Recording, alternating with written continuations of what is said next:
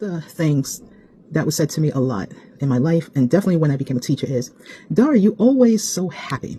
And there was always a little with the emphasis of the word happy. And when I was new to teaching, I really didn't pay that too much mind because I was just so focused on, the lessons and helping my students and still learning how to teach because I had no idea. And so when I would hear that, at first I thought, well, maybe they're being sarcastic or they're trying to give me a compliment, whatever.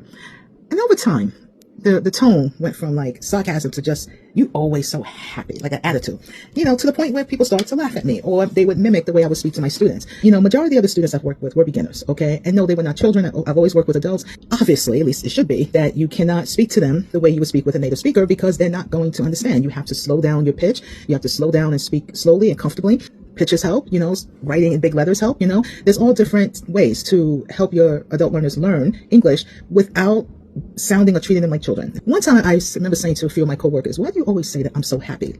And one thing about my coworkers at the time, they were very direct. They said, oh, because, you always happy. How can you be happy all the time? And that's when it made sense. I said, okay, so apparently my happy disposition bothers people. And I said in response, I'm sorry that my happy disposition bothers you, but this is how I am and I don't know what to tell you. You know how the fake laugh is, oh no, we don't mean it in that way, but, and you might be saying to yourself, well, what was it about that made you uncomfortable? When you are the only different looking person in an environment where everyone is pretty much of the same background, culture, language, you stand out.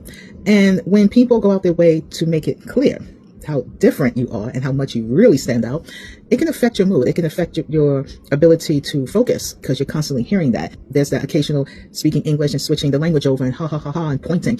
And it becomes very annoying. It feels degrading.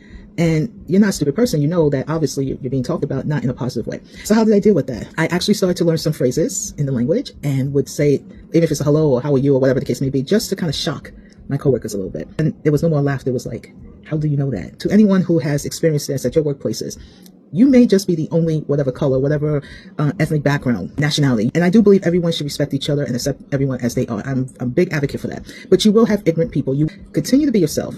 Don't tolerate disrespect and prejudice. No. Now we may be able to agree to disagree, but I show you respect, you show me respect. And then do a damn good job. Don't argue with them because that's what they want. But the best comeback is when the students you're working with go to those people, purposely say it in English because they know what my coworkers are doing, and let them know that's not nice. Teacher Dara says that's disrespectful, that's prejudice. And then next minute, everybody's inviting you to lunch. Oh, you're such a nice teacher. I wonder why. Always be true to yourself. Love what you do a damn good job at it, and don't let anyone make you feel less than simply because you look different, sound different. We all have something to bring to the table. Always remember that.